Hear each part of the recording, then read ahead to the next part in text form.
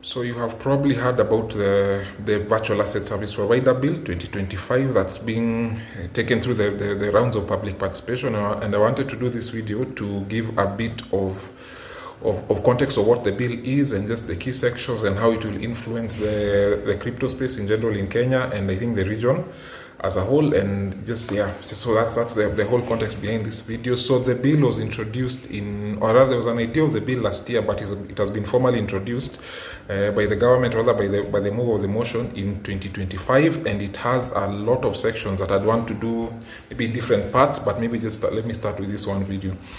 So for introduction's sake, what the bill is about, it creates a legal framework or a structure for regulating virtual asset service providers. And now, even when you talk about the virtual asset service provider, they are a wide variety of people within that category. So there are virtual asset payment processors, there will be virtual asset offering companies offering a virtual asset initial offerings and whatnot. So there are a wide variety of companies, but they have been widely described as a virtual asset service provider. So that's the one thing around that bill I wanted to mention. So some key definitions around the bill that may be important for you to know. I already mentioned a bit about virtual asset service provider is the fact that they are distinguishing between two things. So there's a virtual asset service provider, and there's a virtual asset, and there's also a virtual asset, or rather virtual asset token. And what is being regulated under this bill is a virtual asset, and particularly the drafters of the bill and the government particularly, they are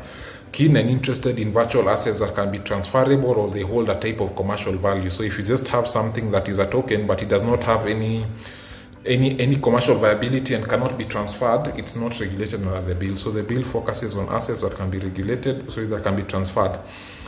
So the other thing that may be key so I've mentioned the fact that you need the government is focused on transferable virtual assets, and that's a bit around it.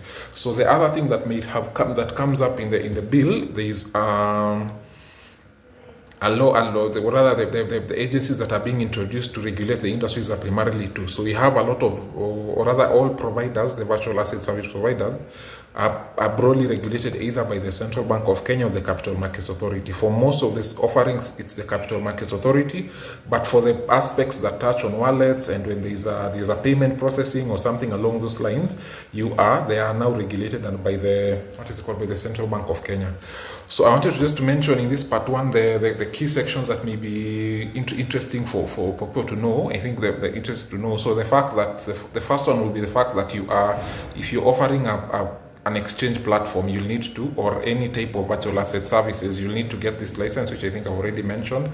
And for you to get this license, number one, you need to have a registered company. So an individual cannot be a virtual asset service provider, so it has to be a company. And then when you're applying for the license, particularly let's say as a wallet provider, you apply to the central bank, and then when you apply, there are a number of things that you need to satisfy for them to be able to issue you the license. So and I'm speaking in summary, but you need to have a certain level of solvency. It means you need to have a certain amount of net assets. So they haven't specified the full amount of assets, but you just know that you need to have a certain amount of net assets.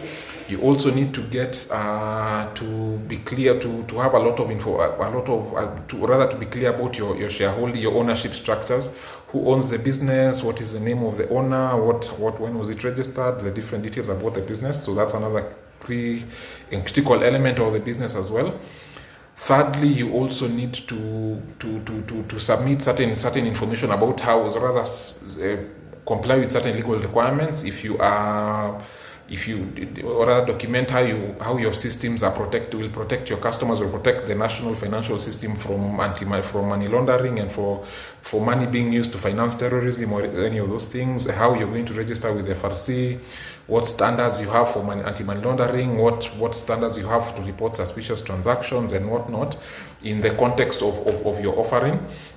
So that's another thing that you need to consider. Another important thing that you also need to consider is that you need to have a registered office. So for a physical registered office within, so it can't be just a virtual subset. If you want to get licensed and if you want to offer those virtual asset services, you need to have a registered office location here. And once you have some of those things, you also need to tie that into your application. So if you're applying to get licensed and you need to have that physical location, the office, you need to comply with all the tax elements. And the central bank, obviously, as it usually does, will do due diligence on your key operators and shareholders and all of those things for you before you're able to be issued with the license. I think that's something that also is key. The other thing that I noticed that may be a bit controversial, and the bill, it's good to mention that the bill has yet to be passed to law. They're still going through public participation.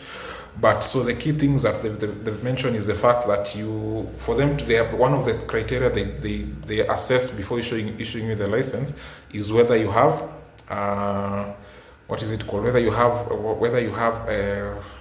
the term is escaping me off. So whether it's in the interest to be able to issue the license. So it's in the interest of the public. So there's a public interest consideration that might throw a spanner in the works in terms of licensing. So even if you meet all the requirements, if the central bank determines that issuing your license is not in the public interest, they will not issue a license. But if they determine that it's in the public interest, they will issue a license.